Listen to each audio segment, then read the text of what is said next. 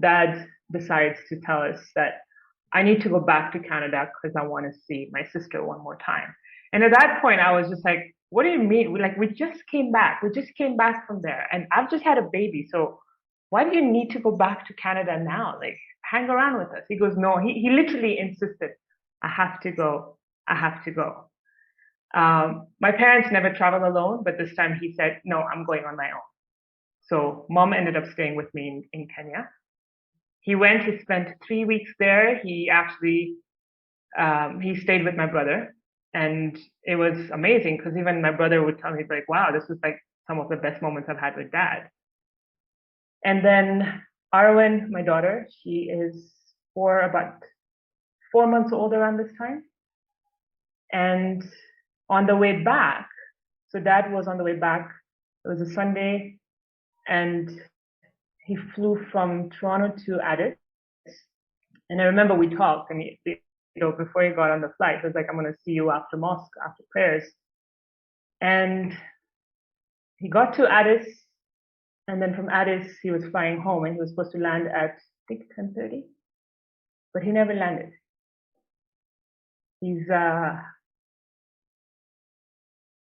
His plane crashed. Breaking news, an Ethiopian Airlines flight has crashed shortly after takeoff from Addis Ababa. And at that point, that was like my biggest fear coming true. That's the one thing that followed me throughout my life. And that day, that thing that I was so afraid of had just been placed in front of me. Hi, it's Calvin Niles, the mindful storyteller, and I am delighted to share with you stories of awakening. Each week, I'm going to be talking to people from around the world of various backgrounds and experiences. People I love, I know, and people I admire, but also those who are completely new to me. One thing all my guests will have in common is that they have been through a journey of awakening. By awakening, I mean a call to higher consciousness and deeper self-awareness beyond material reality. These stories will be real, challenging, funny, stimulating, and insightful. We're going to take our good time with these conversations. So listen from your comfy chair with your favorite drink, or on your weekend stroll, your morning routine, or whatever makes you happy. Stories of awakening with me, Calvin Niles, and I look forward to you tuning in.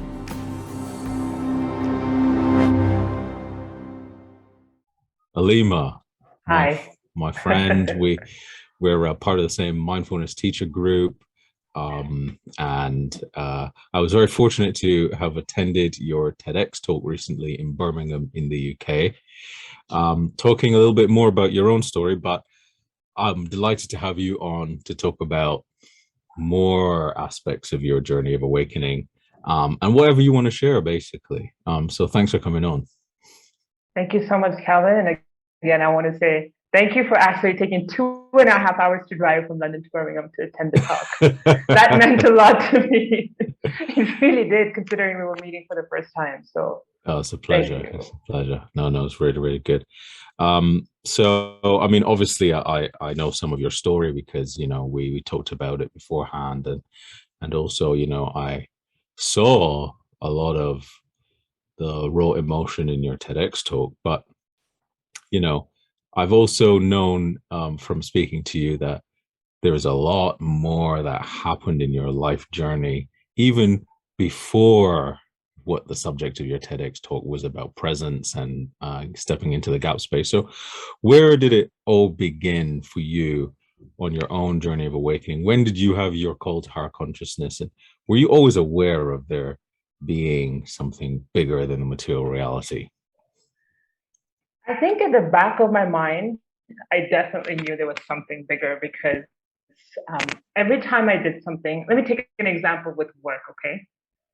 You start off with work, I get placed into these really great companies, and you start to move, and there's no reason for me to stop moving except for that little voice in my head that's telling me, you know what, this isn't for you. There's something much bigger out there that you have to find and that you can figure it out. So I kept jumping from work to work. And then eventually, this was, I think, in 2018, I just decided, you know what, I'm done. I'm done with these 9 to 5s. I need to go out soul searching and figuring out what is this voice that keeps nagging to me and telling me, do something bigger. You have to, because it's out there.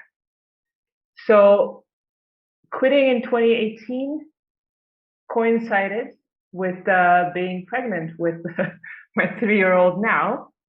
So that, I don't know if that led me to any soul searching, because now you're in that moment of, oh, great, I'm going to have a baby now. But I think taking a break at that time was also very good, because it started to, you know, I followed the growth journey of my daughter, and I think that kind of created something magnificent inside of me, because you read up and you're like, there was nothing a week ago, and now suddenly there's a heartbeat. Where did that come from? And then the more I read, the more I'm just like, yesterday, you know, this thing was the size of a poppy seed. Today, it's the size of an olive. And I literally went and read every week the size that this growing child was. You know, it went from an olive to a prune to a lemon to the size of eventually reaching the size of a watermelon, which was obviously 9 months later. And that, I think, hit me so much, where I was like, whoa, this is huge. There's something, I mean, it's not like we don't know this, right? But when you're going through this as, you know, as a mother to be, Yeah. it makes you realize that I'm about to give life. Like I'm about to bring this into the world, and there has to be something insane and magical out there. And when she came into my life, it was just, like, it's so hard to even describe, and I know you've gone through it with your own kids. But my promise was, I'm gonna look at her and I'm gonna just watch her grow every single second. And I did that, and I was looking at her and I was mesmerized by this little being that was suddenly in my life one moment, and who was never there for 40 years of my life. I was like, wow. Hi, if you're enjoying this conversation, you might like SOAR Book Club. Many similar conversations are happening in SOAR Book Club, a book club for the spiritually curious. If you like spiritual books and community, then why not join SOAR, where we can grow together, learn together in a fun and nurturing environment. Click the link below in the description to find out more about SOAR Book Club, or to find out how you can join. It'd be nice to see you there. Where did this come from? So I think that is maybe how it started, before I fell right into the gap space, you know, a few years later. Yeah. Or actually a few months later, and I'll share that with you too. Yeah, yeah. Did you actually, because I know, so you're born and raised in Kenya, aren't you? Actually, no. You're not? Okay. No, I'm born in Toronto. Okay. I was raised in DRC. Yeah. And then we moved to Kenya. Okay. So, but you've been living in Kenya for a very long time. I've been living in Kenya now for the last 11 years. Yeah. Right. Okay. So while you were there, you were going through this, you're moving jobs, you left Canada, you moved to DRC, then you moved to Kenya, and you're moving jobs, you're moving career, and you're asking these questions, you know, what's there out there for me? Why do I feel dissatisfied maybe with where I am? So there's something beckoning you. Did you already have an awareness at that time, or some kind of spiritual awareness in your life already? Because I know you mentioned talking to me in person about, you know, some of the values that were instilled in you from your father and your family environment, and I just wondered, was that something that, like, I mean, for example, like me, right? You know, I grew up in a metaphysical environment. I grew up around meditation my entire life. I didn't really grasp the value of it. The power didn't switch on until later. Was that something similar, or did you kind of already know, you know, even while you're questioning, there's something more I can tap into? So we've grown up in, obviously we practice Islam as our faith. And one of the things that we are encouraged to do is meditation. So I grew up with the concept of meditation all around me. My parents were meditators, but I was never a meditator. I would wake up once in a while, sit and, do my thing. And then I'm like, all right, I'm done for this. And as I grew older, I would watch my parents dedicated every single night, no matter what time, especially dad, no matter what time he went to bed, he woke up and sat for an hour. I didn't really quite grasp the concept, so I guess it is quite similar to yours. And, but what happened is every time I did sit in meditation, there was something that it was really grounding. It was almost like, it's quiet in here. What is this?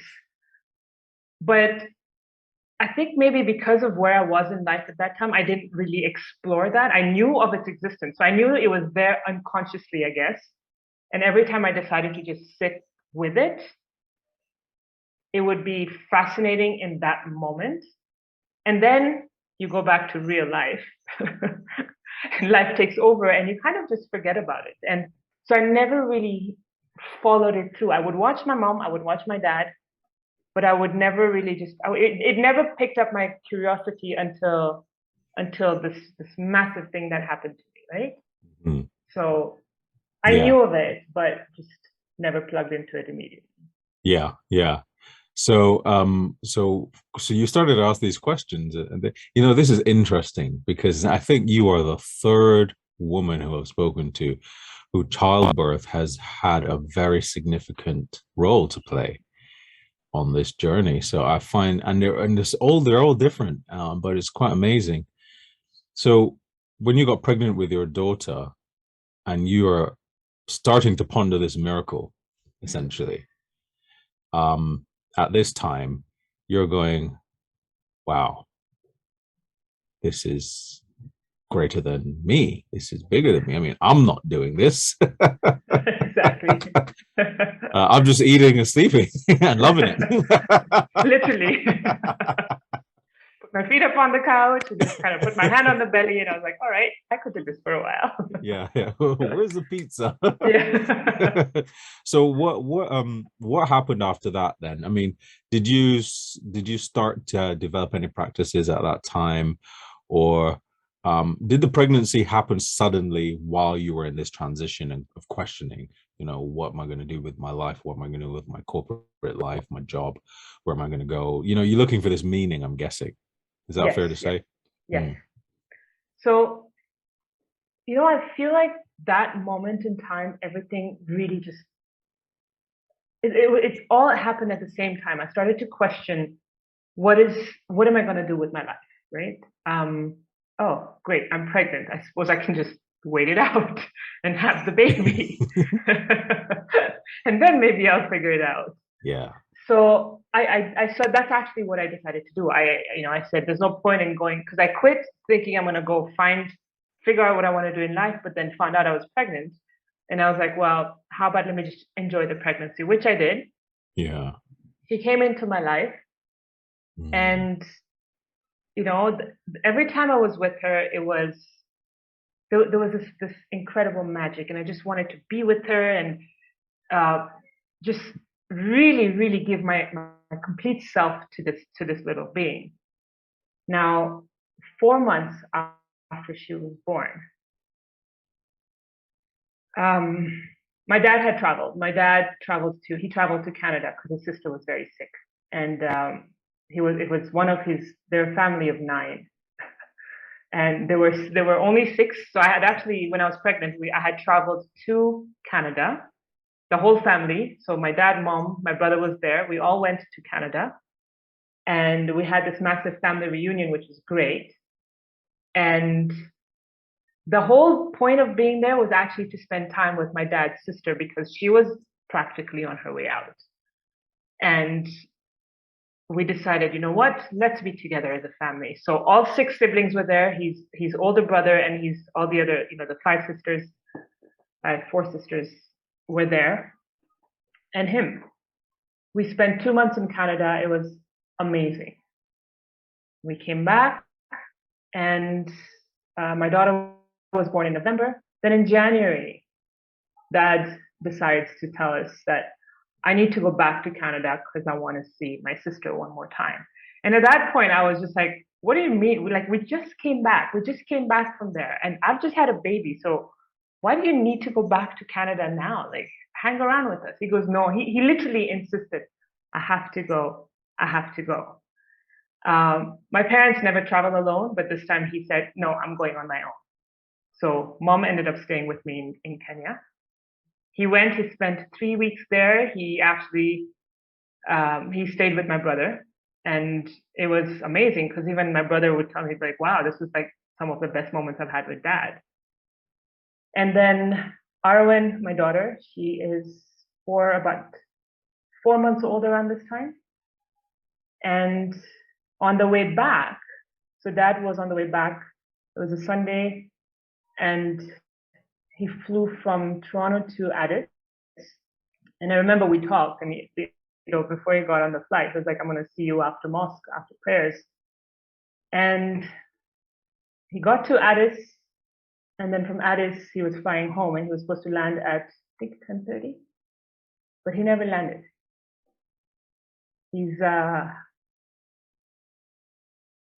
His plane crashed. And at that point, that was like my biggest fear coming true. That's this one thing that followed me throughout my life. And that day, that thing that I was so afraid of had just been placed in front of me. I had no idea what to do with it. And I had my little one. My mom was with me here. We were waiting. We were expecting my dad home, and I had to break the news to her. I didn't even know how to do that because it was, it's one of those things you're like, what do you mean? And the news was broken to me by my husband. And it was one of those moments where you wish you could just turn back time on. You're just like, no, this is not happening. And after that, everything just, I'm trying to still put the pieces together, but there was so much happening, a flurry of activities in my house, this hope that, you know what, this isn't real, hoping that somebody will come to you and say, aha, this is, very bad joke. Yeah. But when he didn't show up home that day, we knew. And I think before him not showing up, it was there inside. Again, that thing that you start to feel inside, telling you this has happened, you're going to have to deal with it. So that is when I started to, maybe not on that specific day, because the days after that, again, are still such a blur. We were still just trying to deal with it. But the fact that, again, he wasn't coming home, he's not picking up his phone, he's not in Canada, and then suddenly seeing my brother in Nairobi, my aunts and his sisters in Nairobi, just made the whole thing more real. And the voice inside me going, okay, what are you going to do? This is happening to you. You have a 4-month-old. What are you going to do? But I think in that period, I couldn't even, I don't think I was even hearing this voice. You just disappear into the grief, and that was, that was my turning point, where I was falling so deep in the space, Calvin. Like it was so dark that I had no idea how I was going to come out of it. No clue. Mm-hmm. And then in October the same year, we went to Canada because I guess his remains were under the Canadian banner. So we went to Canada and we buried an empty coffin because there was really nothing in there.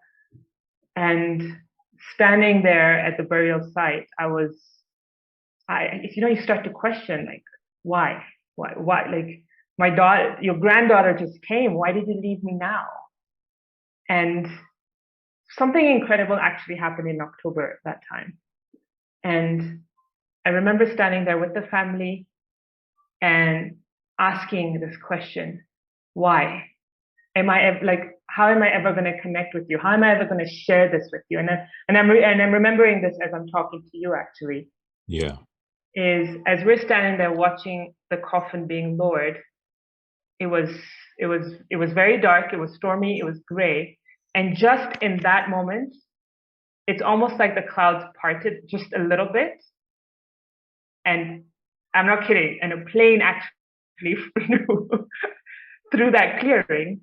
And I couldn't believe it. I was just like, okay, what is that? Just in that moment. It's almost like a question was being answered, and as soon as the whole ceremony was over, it got dark again. I've never forgotten that memory. But it hasn't come up in a long time until right now. So that again was a moment of like, okay, what is going on? There's something massive out there, because like, how did a plane just decide to fly over at that point in time when I'm asking these questions out loud? Yeah. Wow. Whoa. Yeah. That's pretty big, and I recognize it's also still relatively recent. So thank you for for sharing, and some of these things are just coming back. So you were in Canada at this time, burying your father after this tragedy, and if I'm not mistaken, this was a global disaster, right? I think you mentioned that this was basically headline news all around the world, which Yes. I imagine would only compound your shock as well. Yes. To think, my father involved in not just a very rare tragedy anyway, but then something that is basically front page news in almost every single country in the world.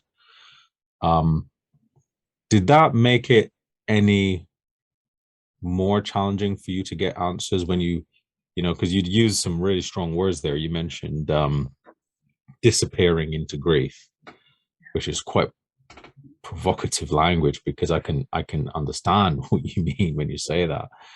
Is something, just this big dark hole almost swallows you. Now you're asking these questions, why? Mm-hmm. And you get this sign in the sky. What did that mean to you?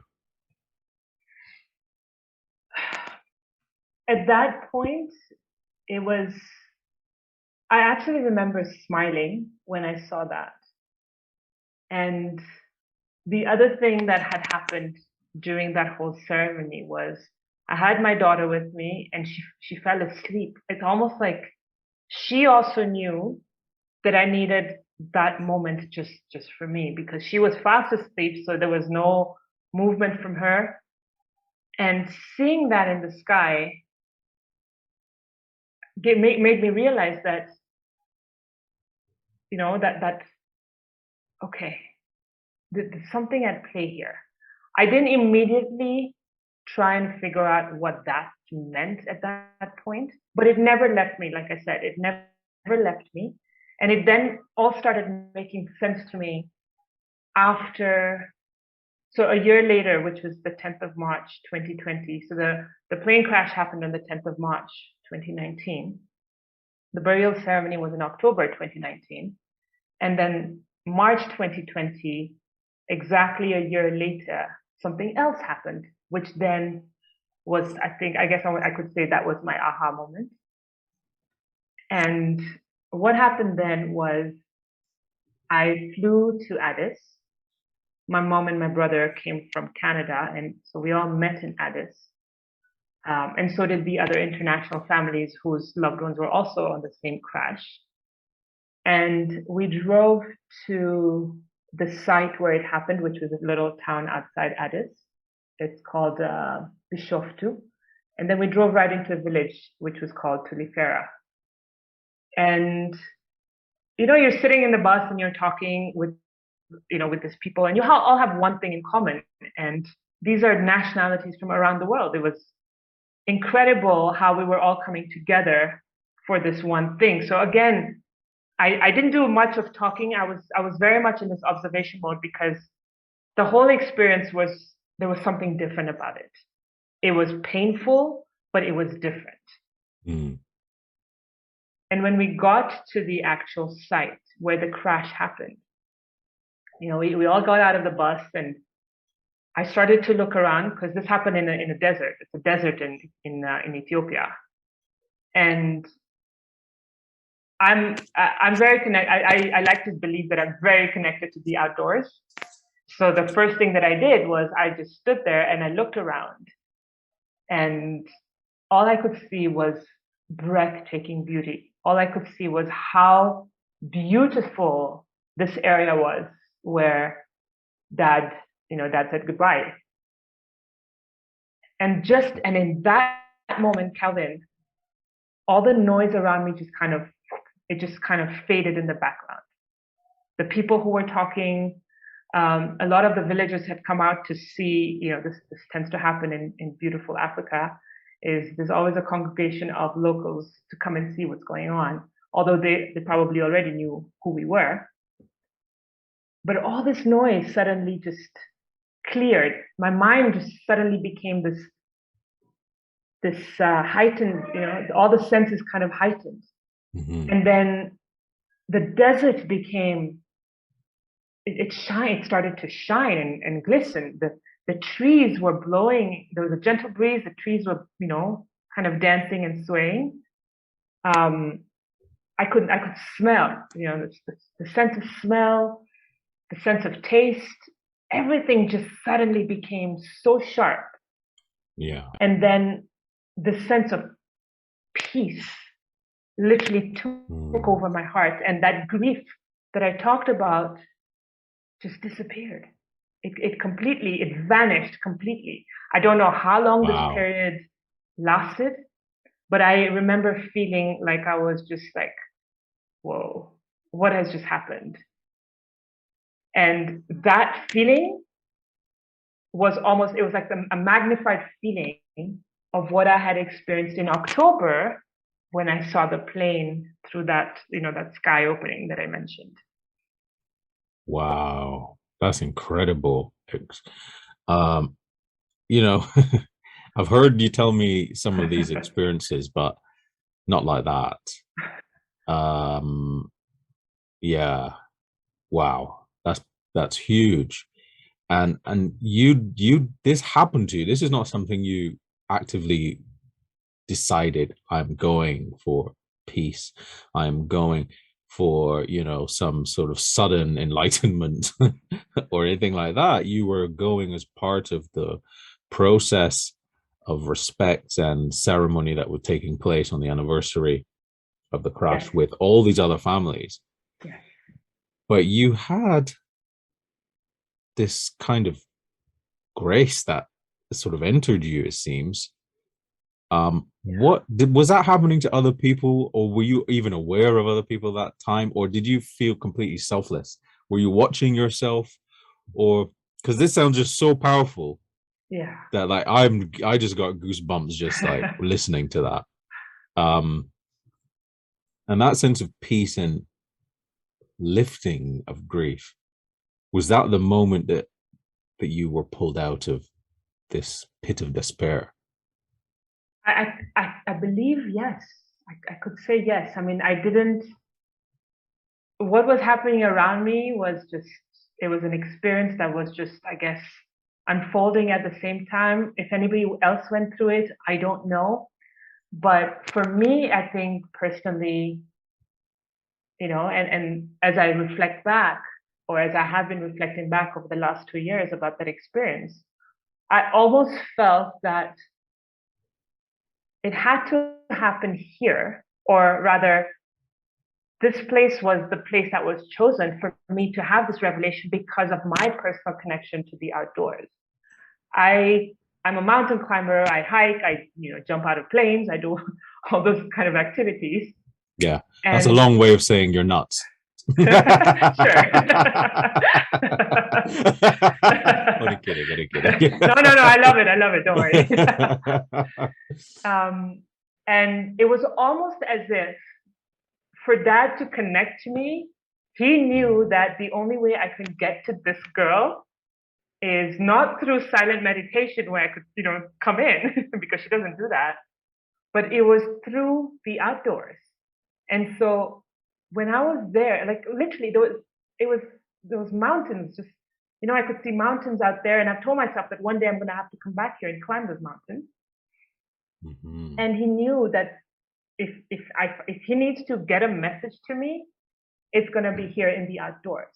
So in that moment, maybe that experience was just mine, but that was definitely the moment where I was just like, okay, there is something so much bigger, and I need to find out more about it. Because once I guess I fell out, and that's the moment that I refer to as the gap space, where everything just faded away and all my senses were heightened, and that sense of peace, that I like to say that's the, I felt that in this gap space. And then what else happened here was the fact that I could decide at that point, I'm going to just be okay. I'm going to choose to be okay, even if Dad is not around, as opposed to, I'm not going to be okay. How am I going to live my life without Dad? And why was he taken away from me when my daughter's only 4 months old, when he's been waiting for his granddaughter all his life? So he gets, why did he only get a chance to see her for only 4 months? That's not fair. But the other perspective was, and literally I could actually see this choice in front of me, Calvin. The other perspective was, well, I could choose to say, thank you for being around for those 4 months, or for sticking around to see her when she came, and to be around her for 4 months, because I know your time is up, but you stuck around. So I'm very grateful for you having experienced that. And that, and in that moment, when I could see those choices, I was like, wow. Yeah. Like I can move forward without Dad, because this way of communication, it's weird, but it's possible. Yeah. Wow. And one of the things that I've been learning in these conversations is that people have been having like these ripples of experience, which their sort of waking up process. And I say that in the sense that no one's come on here and said, oh, I'm so awakened, I'm an enlightened being, I'm a master. We're not coming from that position at all. But people are saying this has been happening for me in these various ripples and so on. But for you, this is like a huge, big black explosion, like a big bang awakening. And this expansion that happened was so massive. It was a flipping of your reality in that one moment of being in Ethiopia at that crash site. So after that point, how did your life change? So that experience in Ethiopia, I don't think it ever left me. So I don't know how long it lasted. Like I mentioned, I needed to find out more about that experience, because that peace that I had felt was, it was almost like this you want to get addicted to it, because it was so freeing. And I started to read, ask questions, talk to people who've also lost their loved ones, just to find out, okay, was it just me who experienced this, or what is this? And then all this research led me to this whole practice of being in the present moment. And what I had experienced that day was literally fully 100% being present in what was unfolding in front of me there and then. And that's what we call mindfulness. And, you know, we've both studied mindfulness, so you know what I'm talking about. And I started to read up on it. I started to understand it a lot more. And lo and behold, that also pointed me back to meditation, right? Yeah. And that's when I was just like, I've actually had this with me my whole life. Mm-hmm. Yeah. Even now, I sit back sometimes and I'm like, wow, like, you know, Dad used to tell me about this growing up, but I never really took it on. And I guess it was just not my time yet. And so the more I started to sit down quietly, and it's not just about sitting for 2 hours in meditation, right? You can literally do it just the way it happened to me in Ethiopia, where you just allow yourself to experience life now in today, to be alive in your body, to experience that presence. So the more I started to practice the different aspects of mindfulness, I started to just feel different. My perspective in life was changing because, I mean, by now my daughter is like 2.5, right? And, or rather not 2.5, she was 1.5. And I started to realize that this last 1 year, I don't know how I don't have amazing memories with her because my mind was never with her. It was always on Dad and the fact that he wasn't around. But a year after that, after Ethiopia, and as I started to read more about this magical thing that happened to me, I started to be more present, which then made me more present in her life. And I was literally mesmerized by when she started to take her first steps, by when she started to, you know, realize that she can formulate words. And for me, it was literally just watching and absorbing all of that versus trying to, you know, you kind of see it, you're like, oh, great, she's taking her first steps, and then you've kind of moved on. Yeah. So it created this incredible presence. I'm not saying it's, you know, it's there with me every, 24 hours a day, but it's there with me a lot more often because I'm able to not get caught up in the past anymore. And I'm able to not get caught up in the future that is out of my control. Yeah. Because I'm now spending more time here, which is the reality, which is what is actually real. And I feel like that has changed a lot because I can choose my emotion. I can enjoy the smallest and beautiful things in life. I can even listen to things that that could be annoying and decide, you know what? I'm not going to let this take over how I feel. Because, when you're not aware of that, if something is annoying, it literally takes over. You're like, oh my God, I can't believe I have to listen to this all day. And it's always there in the background. And you carry that with you throughout your day. But with this whole transformation, I guess, you just start to realize that it's not a big deal. And let's just enjoy life a lot more. Let's look at the colors for what they are. It's been amazing. Wow. Yeah. Yeah. I remember when I was young and I used to hear this expression from the Bible, the peace that passeth all understanding. It sounds like you had a moment like that, that, we hear about these enlightened teachers talking about eventually you're meditating, then you realize you're not meditating anymore. Meditating is happening. Oh, yeah. Oh, I like that. Yeah. Meditating is meditating you. You're not meditating. And so there becomes this kind of taking place in an observation of happening. And it sounds a little bit to me like for you had this experience completely organically. And now you've got so you've brought this degree of awareness, I'm guessing now, to it, or intention, because you Yes. started to use words like choices. You started to use words like, now that I'm aware of this and having done the research of what's taken place, there's much more of an active element for you on this journey. So if you're now in this place of much more presence and going into this place, that you call presence, or the gap space, Mhm. where forward for you?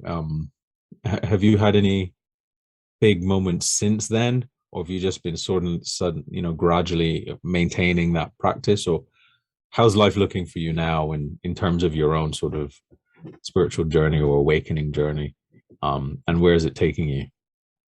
I think it's just kind of unfolding as I'm going along. There's something that I did recently that seems to come up in a lot of the conversations I'm having. Is we have a beautiful forest just about 15 minutes from here, and I took my daughter out for a walk. Now it takes about 20 minutes to walk to the waterfalls and 20 minutes back, so it's about a 40-minute um, return trip. I went with my 3-year-old now. She's 3 now. It took us 4 hours to do that trip. But because I had decided I'm going to do this with you, and because she wanted to stop at every moment to count the trees and the leaves. Remember, we're in the forest. So in that, for me, I was just, I was able to literally catch my thought of, oh my God, do we have to count trees? We are in the forest. Like, we'll never leave the forest. And just decide at that point that, hold on, this is her moment. She's seeing, like, this is, what would it be like to look at it from her point of view? And so I went into, I guess, into that same mind frame and looked at the trees with her, and looked at the leaves with her, looked at all the butterflies with her. And for me, as an adult, it was a magical experience, because yes, you go into the forest and you walk, and you're getting your kilometers in, and you're, yes, this is beautiful. But then I was able to see it from a completely different perspective, where I'm just like, you see the intertwined branches, and you see the different shades of the leaves, and you see it just brings out this completely different beauty that you would normally just walk by. And so we got to the waterfalls, and again we listened to it, and again she was mesmerized. She wanted to put her feet in the water and her hand, and I did all of that with her. This is unfolding for me in literally everything that I'm doing right now. Even when, even if it's not something as fun as going out and walking into the forest. No, not even a month ago. So a month ago, as well as last Sunday, and I walked in, and I've done a lot of hikes, Calvin. But I've now started to approach all this hiking as if I'm doing it for the first time. And it's just, it transforms the whole experience. We find this waterfalls, and I close my eye, I look at the waterfalls, and I can literally, when I look at it, with my full attention, I follow a drop falling, 100 feet from the top right to the bottom. You actually follow that drop one at a time. And it's mind blowing. And in those moments, you're just like, how does this even exist? And it makes you realize there is something huge out there. What is it? And then the other thing that happened to me on Sunday was, in that moment when I was just standing there looking at the waterfalls, I just said, I'm going to talk to Dad. So I started talking to him. And as I asked him something, it's almost as if there was an answer that just floated across. And again, it was that whole connection. It's like, wow, like, if I ask something, the answers are there. Yeah. It comes from a place of asking, from a place of genuine, of where you're not just asking because, you've heard people say, well, go out there and ask these questions and you'll always have the answers. It's really about falling into the space and just realizing, you know what? Thank you. There's something so much bigger than me, and just being so humble about it, and just being grateful that you're here and you're part of this magical space. And like that, it transforms literally every experience, every conversation I have with them.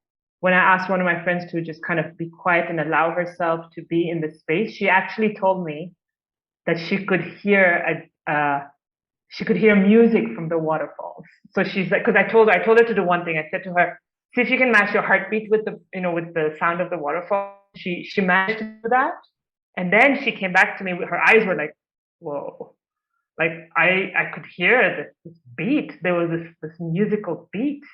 And the rest of her Wow, hike, she just told me, she's like, wow, the rest of my hike was just, I looked at it from a completely different perspective. that's so powerful. Yeah, it reminds me of this deep listening work that I've been doing. It's just so powerful, that kind of sonic environment. So it was really, really powerful. Thank you for sharing. Um, yeah. So yeah, I mean, is there anything else you want to share about your experience that, maybe the audience might think, wow, I'm grieving, and there is an opportunity in this for me to even awaken out of this, or the loss is obviously a big feature, but in all the work that you do and in all of your experience and wisdom that you've sort of garnered from your experiences that you just shared, and beyond that, is there anything you want to share about anybody, for anybody who might be going through a similar sort of torment?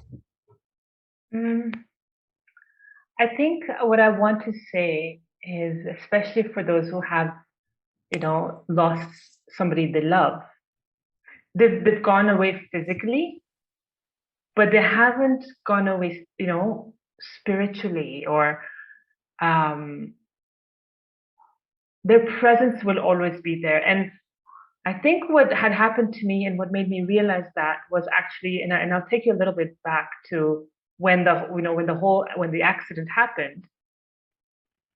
For me, the metaphor that came to me was that dad was like water, and he was in a vase, which represents our physical body, and the vase broke, it shattered. But the water didn't go anywhere.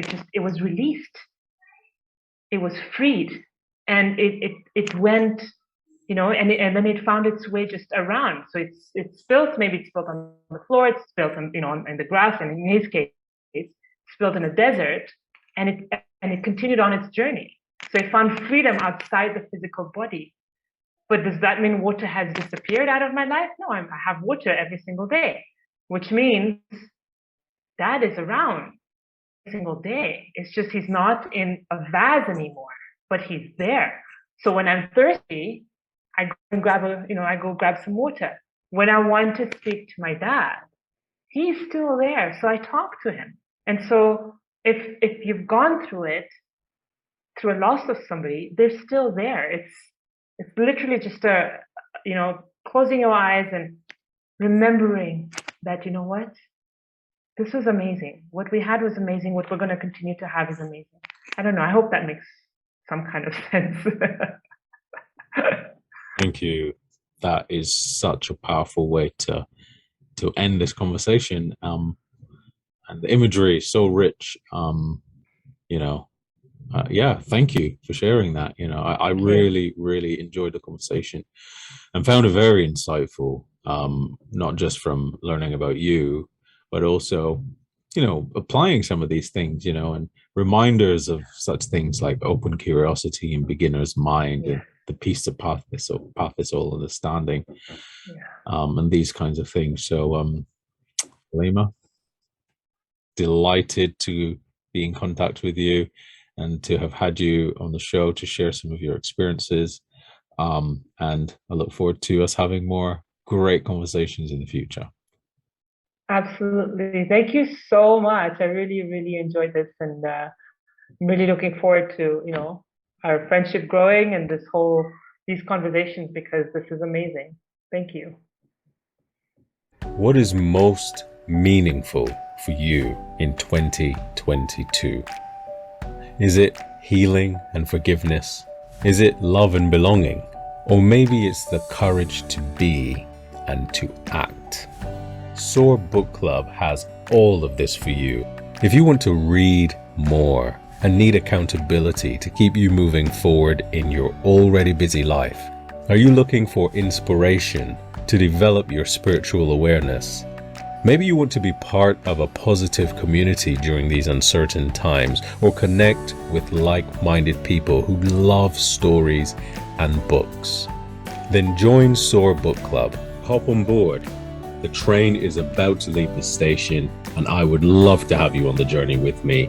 So click the link below to join. That's SOAR Book Club with me, Calvin Niles. I hope to see you there.